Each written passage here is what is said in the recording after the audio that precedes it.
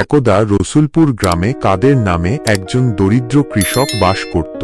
বউ আর একমাত্র ছেলে সাগরকে নিয়ে তার অভাবের সংসার। তবুও কাদের ছিল অসম্ভব পরিশ্রমী।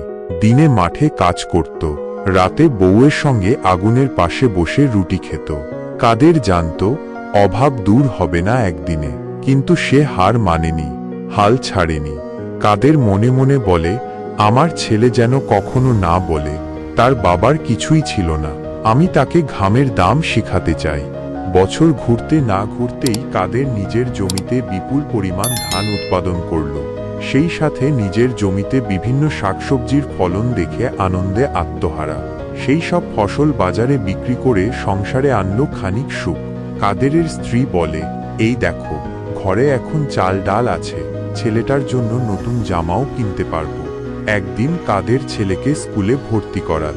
ছেলে জিজ্ঞেস করল, আব্বা, তুমি তো লেখাপড়া করনি, তাও এত কিছু পারো? কাদের হেসে বলে, আমি কলম ধরিনি, কিন্তু লাঙল ধরেছি। তুই যদি পরিশ্রম করিস, তোর জীবন হবে আমার চেয়েও সুন্দর। আজ রসুলপুরের অনেক তরুণ কাদের চাচাকে দেখে অনুপ্রাণিত হয়।